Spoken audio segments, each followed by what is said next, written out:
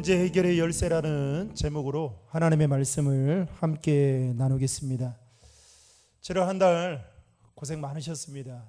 또 새롭게 시작되어지는 8월 첫날 우리가 온 가족 예배로 지금 드리고 있는데요. 또 현장에 나와서 예배를 드리는 우리 성도들이나 또 현장에 나오고 싶지만 여러 가지 형편상 나올 수 없어서 또 온라인으로 예배를 드리고 있는 우리 사랑하는 신도림 중앙의 식구들 가운데 하나님께서 특별하게 베풀어 주시는 그 은혜가 저와 여러분들과 함께 하기를 주님의 이름으로 축복합니다. 여러분, 말씀을 듣기에 앞서서 그래도 마스크를 쓰고 있지만 또 온라인으로 예배를 드리고 있지만 함께 드리고 있는 우리 아마 가족들이 있을 겁니다. 같이 이렇게 인사했으면 좋겠습니다. 당신 때문에 살만 납니다. 말 한 대로 되더라고요. 진짜로. 예. 반찬이 맛없잖아요. 그러면 이렇게 맛없냐 하면 진짜 맛없고요. 여러분, 반찬이 맛없어도 물에 말아 먹잖아요. 근데 맛있다 하면요, 두 그릇 먹습니다.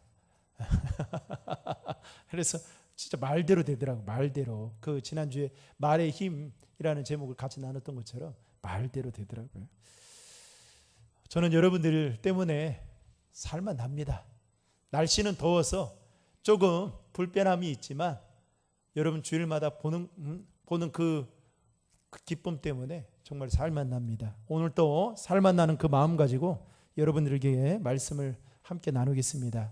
아름답게 성장하던 어느 교회가 성도들 간에 심한 마찰이 생기면서 두 개의 교회로 갈라지게 되었습니다. 이유인즉 교회 리모델링을 하면서 서로의 의견이 달라서였기 때문이었죠. 한쪽에서는 강대상의 휘장을 빨간색으로 하자 이렇게 강력하게 주장을 하는 한쪽이 있었는가 하면은 다른 한쪽에서는 강대상의 휘장을 파란색으로 하자라고 하면서 성도들끼리 서로 갈등이 생기게 된 것입니다. 이유를 들어보니 강대상의 휘장을 빨간색으로 하자라고 이 말한 성도들은 빨간색은 예수님의 보혈을 상징하는 거기 때문에 빨간색으로 하자라고 주장을 하고 있고, 반대로 강대상의 휘장을 파란색으로 하자라고 말한 성도님들은 파란색은 푸른 초장을 의미하기 때문에 파란색으로 하자라고 주장을 했다라는 것입니다. 결국 양쪽 간의 의견이 서로 좁혀지지 못하고 자신들의 주장을 끝까지 고집하며 내세우다가 결국에는 큰 싸움을 하게 되어서 교회가 두 개로 갈라지는 아픔을 겪게 되었다는 것입니다. 사랑하는 성도 여러분, 여러분에게 묻겠습니다. 여러분, 제 뒤편에 있는 이 강대상의 이 배경이 색깔을 여러분 어떤 색으로 하면 좋겠습니까? 빨간색으로 할까요? 파란색으로 할까요? 저는 아무 색으로 해나 상관없습니다. 뭐가 중요하겠습니까? 사람이 중요한 거 아니겠습니까? 그죠? 그런데 진짜 이렇게 아무것도 아닌 것 가지고 싸우는 교회도 있고 성도들이 있다라는 것이죠. 하루는 어떤 한 중년 남성이 여러분 무디 목사님을 찾아왔습니다. 그러면서 무디 목사님에게 하는 말이, 목사님, 문제없는 교회를 저에게 좀 알려주십시오. 제가 그동안 교회를 옮겼던 적이 3번 있는데 제가 다녔던 교회들마다 다 문제가 있고 지금 다니고 있는 교회도 문제가 너무너무 많습니다 라고 말했습니다. 그랬더니 이 말을 들은 무디 목사님이 그 중년 남성에게 제가 문제없는 교회를 한 군데 잘 알고 있습니다. 그런데 당신에게는 추천을 할 수가 없습니다 라고 말했습니다. 이 말을 듣고 중년 남성이 무디 목사님에게 목사님 왜 그렇습니까? 라고 묻자 목사님이 이렇게 말씀했습니다. 제가 당신을 그 교회에 소개시켜주는 그 날부터 그 교회는 문제가 반드시 생기게 될 것입니다 라고 말했다고 합니다. 여러분, 무슨 말입니까? 무디 목사님은 설령 그 교회가 문제가 없는 교회라 할지라도 당신이 연약하고 부족하고 그야말로 문제가 있는 당신이 그 교회를 감으로 말미암아 그 교회는 문제가 생길 수밖에 없다라는 것을 가르쳐주기 위해서 이와 같이 말씀했다라는 것입니다. 여러분, 이 세상에 완벽한 사람, 완전한 사람 어디 있겠습니까? 저도 부족한 데가 있고 흠이 많죠. 단지 그것을 얼마만큼 포장하고 가리느냐, 아니 얼마만큼 드러내지 않느냐의 차이이지, 사실 우리 모두는 하나님 앞에서 다 죄인과 같은 연약한 사람들입니다. 연약한 사람들이 모여서 모인 곳이 교회이기도 하죠. 그래서 여러분, 교회는 완전한 곳이 사실은 아니죠. 하나님의 은혜가 있어야만 완전하게 될 수 있는 것입니다. 여러분, 이 세상 사람들이 살아가는 그 삶의 현장, 그 곳곳에는 문제가 없는 것이 없습니다. 가정에도 문제가 있고요, 직장에도 문제가 있고요, 심지어는 그리스도의 몸된 피값으로 세운 교회에도 문제가 있습니다. 문제가 없다면 어쩌면 그것이 더 큰 문제라고 볼 수 있는 것이죠. 특별히 사람들과의 관계에서 대부분의 문제로 인한 갈등은 여러분, 본질적인 문제에서 일어나기보다는 그다지 중요하지도 않은 비본질적인 문제 때문에 갈등이 생기는 경우가 참 많은 것을 볼 수 있습니다. 여러분, 부부간의 관계도 보십시오. 싸움을 하는 거 보면, 여러분, 싸움을 하는 걸 그 원인을 한번 잘 보세요. 나중에 보면 정말 별거 아닌 건데 이게 본질이 아니잖아요.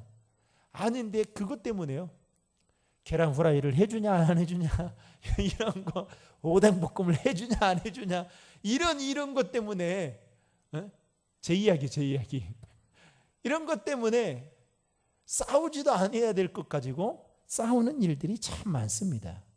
오늘 본문에서도 예루살렘 교회가 그러한 모습을 여실히 보여주고 있죠.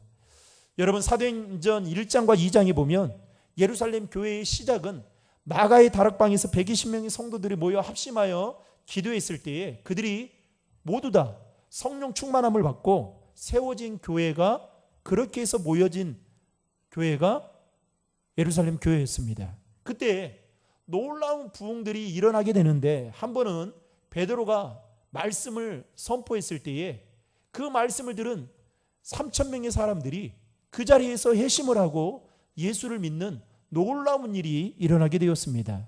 게다가 성령 충만을 받은 그들은 날마다 서로 교제하고 떡을 떼고 심지어는 성전에 모이기를 힘쓸 만큼 예루살렘 교회는 정말 아름답게, 누가 봐도 정말 닮고 싶은 교회로 성장하고 있었습니다.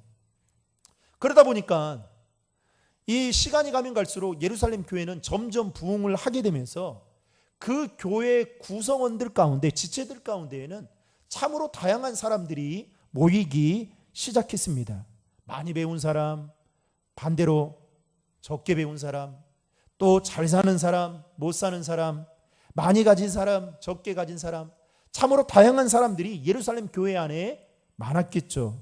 그 중에서도 생활에 어려움이 있어서 도움을 받아야만 하는 사람들이 예루살렘 교회에 있었던 것 같습니다.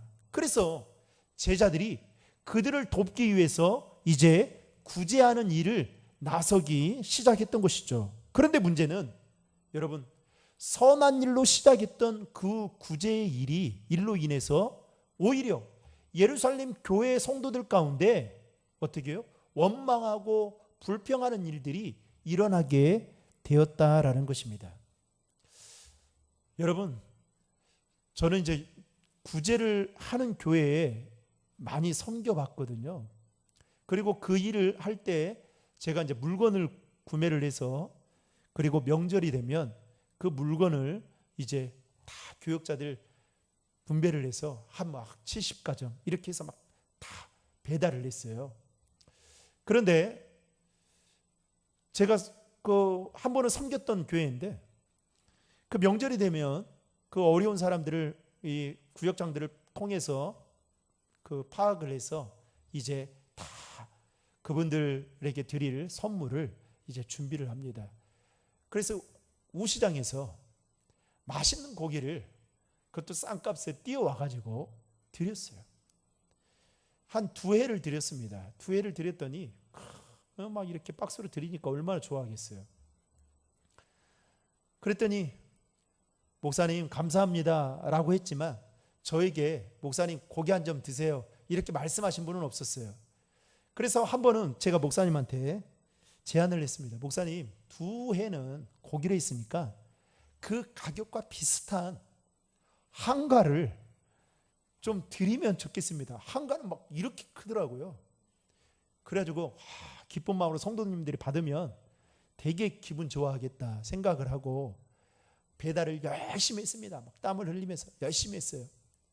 그런데 명절이 끝나고 난 이후에 갑자기 여기저기서 웅성웅성거리기 시작하는 거예요. 아니 그래서 무슨 일인가 싶었더니 담임 목사님이 저를 부르는 거예요. 그래서 김 목사 다음부터는 다시 고기로 해, 고기로. 그래서 아니 왜 그랬습니까? 가격도 똑같고 양도 많고 그런데 그랬더니 어른들이 안 좋아한다는 거예요. 그 다음부터는 지금까지 10년이 넘게 그 교회는 우시장에서 떼어오는 고기를 드리고 있습니다. 구제를 해도 있잖아요. 100% 만족한 게 없더라고요. 오늘 본문 1절을 보시면 여러분 그때의 제자가 더 많아졌는데 헬라파 유대인들이 자기들의 가부의 매일의 구제에 빠짐으로 히브리파 사람을 원망하니라고 말하고 있습니다. 여러분 선한 일로 시작했던 그 구제의 일로 인해서 예루살렘 교회가 삐그덕거리기 시작하는 겁니다. 왜 그렇습니까? 교회가 급성장하면서 구제를 하는데 소외라는 문제가 생기게 된 것입니다. 더 자세히 말하면 헬라파 유대인 가부들이 구제를 받아야 될 대상이라고 생각하는데 자기들은 도와주지 않고 구제해 주지 않고 히브리파 유대인 가부들만 도와주는 것에 대한 원망의 마음이 그들 안에 있었던 것입니다. 이때부터 예루살렘 교회는 이제 분열되는 조짐이 일어나기 시작했던 것이죠. 그게 바로 원망입니다. 그래서 여러분 교회는요, 교회가 이렇게 성도들이 교회가 갈라지고 또 교회가 아픔을 겪을 때 가장 먼저 시작되는 그 출발 단계가 원망이에요. 원망. 그래서 이스라엘 백성들 여러분 보십시오. 이스라엘 백성들이 출애굽하는 그 과정 속에서 그들이 습관적으로 고질적인 질병처럼 나타났던 것이 무엇이었습니까?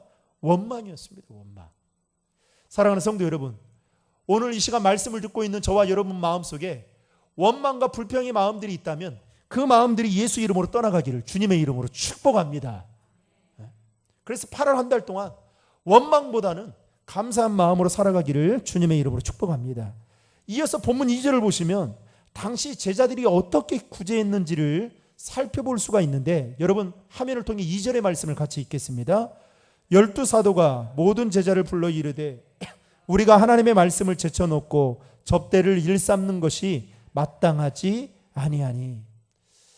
지금 선한 일로 시작되었던 그 구제의 일이 원망으로 불거졌는데 제자들이 이 일을 가지고 어떻게 진단을 내리냐면 말씀과 기도하는 일을 제자들이 제쳐놓고 구제에 힘쓴 것이 문제의 발단이 되었다라고 지금 지적하고 있는 것을 보게 됩니다.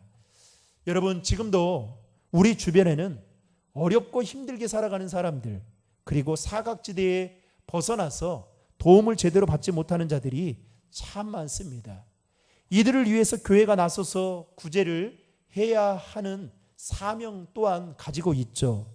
그래서 교회는 우리 교회도 구제 헌금이라는 그 목록이 있듯이 구제 헌금을 하시는 분들도 있고 또 교회들마다 구제하는 일에 각자의 형편에 맞게 열심을 다하고 있습니다. 제가 섬겼던 교회들 중에도 어떤 교회는 구제할 대상자를 파악을 했어요. 매월 얼마의 금액, 이 얼마의 금액도 여러분 5만 원이 아니에요. 더 큰 금액. 매월 그 금액을 준비를 해서 대상자들을, 성도들을 통해서 찾아가게 합니다. 그래서 그들을 위해서 기도해주고 말동무를 해주고 그리고 위로해주고 그렇게 오는데, 제가 그걸 보면서 와, 정말 시에서도 나라에서도 할 수 없는, 여러분 재난지원금 이거 주는 거 뭐 주느냐 마느냐 이것 때문에 정말 설왕설래하지 않습니까? 사람은 받으면 다 좋아요. 그렇죠? 그런데 제가 보니까 그것 때문에 전도가 되기도 하지만 그분들이 그 시간을 기다리고 있는 거예요. 그 시간에 저도 이제 같이 가서 보니까 그 매월 첫째 주에 기다리고 있는 거예요. 그 시간만. 그럼 그분들이 그걸 받고요, 또 생활을 합니다. 또 어떤 교회는 명절이 되면 교회 내 생활이 어려우신 분들을 파악해서 선물과 함께 소정의 금액을 같이 드리기도 하고, 또 어떤 교회는 복지와 관련된 부설기관을 만들어서 지속적으로 구제할 그 대상자를 돕기도 합니다. 참 교회가 이런 일들을 참 많이 합니다. 그런데 여러분, 앞에서 말씀드린 바와 같이 예루살렘 교회 안에도 성도들이 점점 많아지게 되면서 구제해야 할 사람들이 많아지게 되었던 것입니다. 그러니 제자들이 아마도 구제하는 일에 나섰던 것 같습니다. 하지만 문제는 오늘 본문 2절의 말씀과 같이 제자들은 말씀과 기도하는 일을 제쳐두고 구제하는 일을 우선시한 거에 대해서 12사도들은 지적하고 있는 것을 본문을 통해 살펴볼 수 있습니다. 여러분 다시 한번 2절의 말씀을 생각하면서 화면을 통해 같이 읽겠습니다. 12사도가 모든 제자를 불러 이르되 우리가 하나님의 말씀을 제쳐놓고 접대를 일삼는 것이 마땅하지 아니하니. 여러분, 사도들은 왜 제자들이 구제하는 일에 대해서 칭찬을 하지 못하고 지금 책망을 하고 있는 걸까요? 그것은 바로 12사도들이 말한 말씀과 기도가 문제 해결의 본질이었기 때문이었습니다. 다시 말하면 구제의 대상에서 헬라파 가부들이 빠지든 아니면 히브리파 가부들이 빠지든 그것이 문제가 아니라 그들이 지금 제자로서 자신들이 본연에 해야 할 일들, 자신들이 제자로서 신경 써야 될 그 일들, 그게 무엇입니까? 말씀을 가르치는 일이고 기도하는 일인데 거기에 관심을 갖지 못하고 성도들이 많아지니까 어떻게요? 구제해야 될 대상들이 많아지니까 거기에 관심을 갖고 거기에 온통 신경을 썼던, 그래서 어떻게요? 자신들의 본연에 해야 될 그 일을 소홀히 여긴 것에 대한 12사도들은 지금 제자들을 지적하고 있는 것입니다. 그렇다면 오늘 말씀을 통해서 사도는 이 문제를 어떻게 지혜롭게 해결해 나갔는지를 살펴보면서 우리 역시도 우리의 삶에서 일어나는 수많은 문제들이 만나게 될 때에 앞으로 우리가 어떻게 해결해 나가야 되는지 그 교훈을 오늘 말씀을 통해서 함께 얻는 귀한 시간이 되기를 바랍니다. 오늘 본문 1절을 보시면 헬라파 유대인들이 구제를 받지 못한 것에 대한 원망의 마음이 있었다라고 말하고 있습니다. 당시 여러분 헬라파 유대인이라고 한다면 팔레스타인의 땅에 살지 못하고 이방 지역인 터키, 그리스, 이집트에 흩어져 사는 유대인들을 말합니다. 이 사람들은 대부분 헬라어를 주로 사용했던 사람들이었습니다. 그리고 그들은 마지막 생애를 자신의 고향 땅에서 마치려는 그런 마음들이 많아서 노년이 되어서 예루살렘에 돌아오게 되는데 그들 가운데는 홀로 된 미망인들이 참 많았습니다. 반대로 히브리파 유대인들은 팔레스타인에서 생활의 근거를 잡고 아람어를 주로 사용하는 유대인들이었습니다. 그런데 이 둘 사이에 문제가 생긴 것이죠. 한마디로 타지에서 온 사람과 본토박이 사람과의 사이에서 갈등이 생기게 된 것입니다. 여러분, 피상적으로 보면 지금 예루살렘 교회 안에서 일어나는 그 문제들이 단순히 구제의 대상에서 누구는 넣고 누구는 뺐느냐의 문제처럼 보일 수 있겠지만 사도들은 그렇게 바라보지 않았다라는 것입니다. 사도들은 제자들이 먼저 해야 될 일과 그리고 나중에 해야 될 일, 그리고 보다 더 중요한 것이 무엇이냐에 대한 분명한 이해가 없다라는 것을 지금 지적하고 있다라는 것입니다. 다른 말로 표현하면 두 가지입니다. 제자들에게 있어서 가장 큰 문제는 신앙의 우선순위, 더 나아가서 본질이 무엇인지에 대한 부분을 지적하고 있다라는 것입니다. 그러니까 사도들은 이렇게 생각한 거예요. 제자들이라고 한다면 어떻게 해요? 당연히 하나님의 말씀을 가르치고 기도하는 일이 그들의 삶의 우선순위가 될 뿐만 아니라 이게 신앙의 본질이다라는 생각을 가지고 살아야 될 제자들이 그런 마음이 없었다라는 겁니다. 왜 그랬을까요? 예루살렘 교회가 잘 부흥하고 있었거든요. 사람들을 잘 케어하면 교회가 아름답게 성장할 거라고 생각했거든요. 그러면 어떻게 해요? 이제는 예루살렘 교회 하면 모든 사람들이 우러러 볼 정도로 교회가 더 몸집이 커질 거라고 생각했던 겁니다. 그런데 여러분, 이렇게 질문해 볼 수 있는 거죠. 예루살렘 교회가 커지는, 몸집이 커지는 그 목적이 누구를 위한 거냐라는 거죠. 당연히 교회 안에 구제해야 할 대상자가 있으면 돕고 또 그분들에게 사랑을 나누어 줘야 되는 거, 이거 당연한 일입니다. 그러나 제자로서 자신이 해야 될 그 본연의 일, 다시 말하면 그들의 삶의 우선순위와 본질에 대한 이 부분을 놓치고 사는 것은 사도들이 보기에 잘못된 것이다 라고 말하고 있는 것입니다. 사랑하는 성도 여러분, 여러분에게 묻겠습니다. 여러분들의 삶의 우선순위는 무엇입니까? 여러분들이 제일 먼저 일어나서 하는 일이 무엇이냐는 거예요. 그리고 여러분들은 신앙의 본질이 무엇이라고 생각하고 계십니까? 사도들은 신앙의 본질이, 그리고 삶의 우선순위가 바로 말씀과 기도하는 일이다라고 보았다라는 것입니다. 여러분, 대개의 경우 가정에서도 그렇고요, 교회에서도 마찬가지인데요. 이 서로 불화가 생겨서 갈등으로 싸우게 돼서 분쟁에 휘말리게 되는 일들을 보면 여러분, 대개 다 사소한 문제 때문에인 것을 볼 수가 있습니다. 다시 말하면 본질적이지 않은 사소한 개인의 감정과 다툼으로 문제가 생기는 일들이 참 많다라는 것입니다. 그럴 때 우리 인생에도 여러분 문제가 생길 수 있겠죠. 그럴 때 여러분 우리가 기억해야 될 것은 본질로 돌아가는 것이 가장 좋다라는 것을 명심할 수 있기를 바랍니다. 오늘 본문에 보면 예루살렘 교회 안에 구제로 인한 문제가 생겼을 때에 사도들이 가장 먼저 한 일은 무엇입니까? 우선순위를 재정립하는 것이었습니다.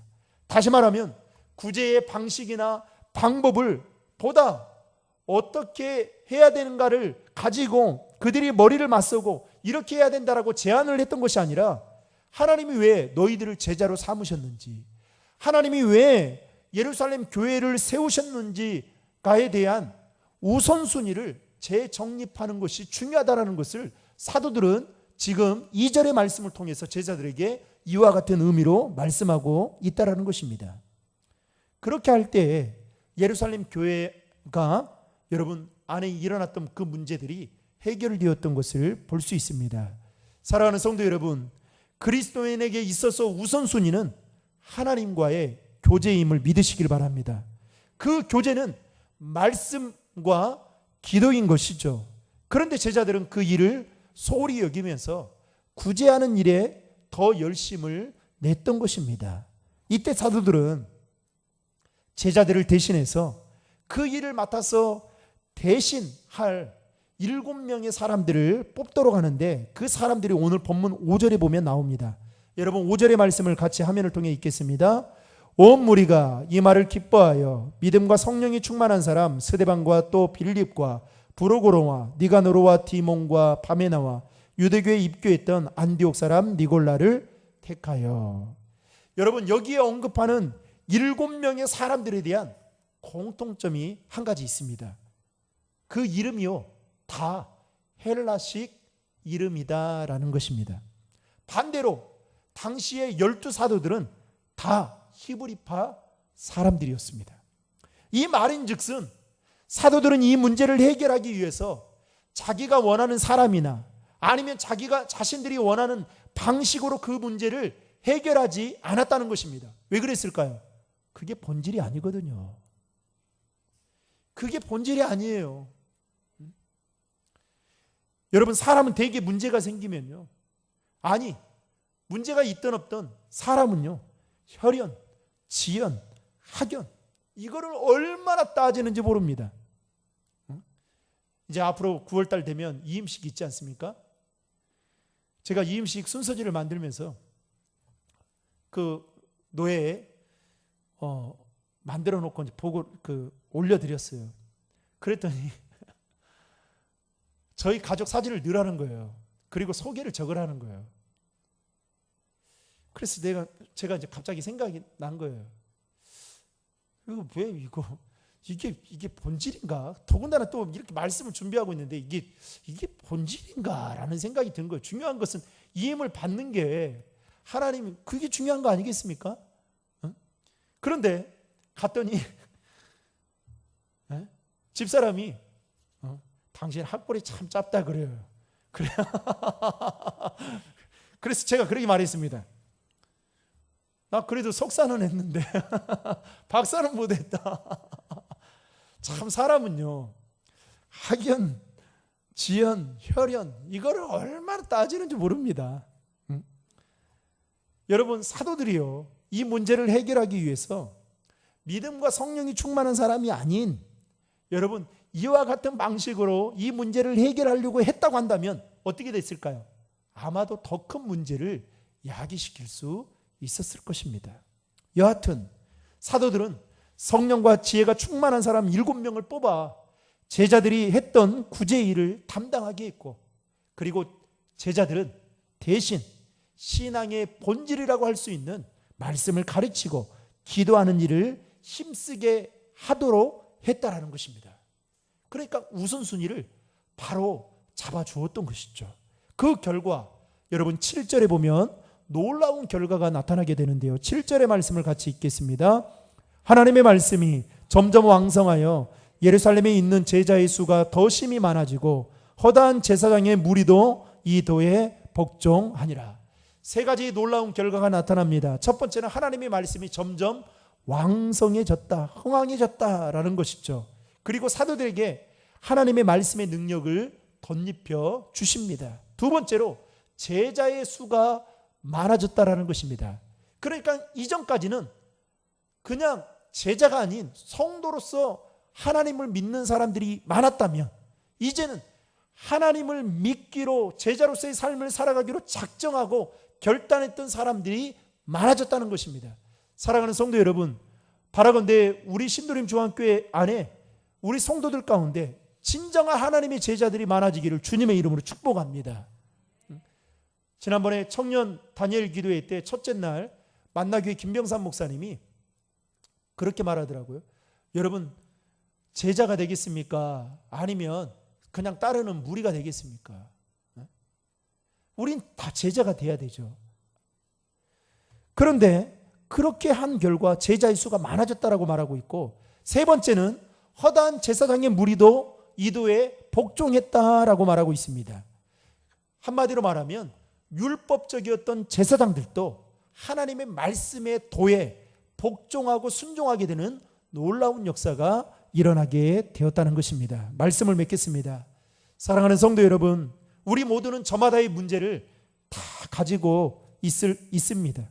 남에게 말 못할 개인적인 문제, 또 가정의 문제, 교회의 문제, 그 문제가 어떠한 것이든 오늘 사도들이 그 문제를 해결하는 그 방식을 보면서 우리의 삶을 점검해 볼 필요가 있는 것은 두 가지입니다. 첫 번째는 우리의 우선순위를 재정립하는 것입니다. 또 하나는 내 삶을 본질에 집중하며 살아가고 있는지, 말씀과 기도하는 일에 더 집중하며 하나님과 영적인 교제를 나누는 일에 힘쓰고 있는지를 점검하는 것이 필요하다라는 것입니다. 그렇게 될 때에 여러분, 우리 안에 얽히고 설킨 모든 문제가 실타래와 같이 풀려지는 놀라운 은혜가 있게 되는 줄로 믿으시고, 이번 한 주간도 여러분 우리의 삶의 우선순위를 하나님께 맞추고 말씀과 기도하는 일에 더 전념함을 통하여 하나님께서 주시는 그 은혜와 축복이 저와 여러분들의 삶 가운데 동일하게 있기를 주님의 이름으로 축원합니다.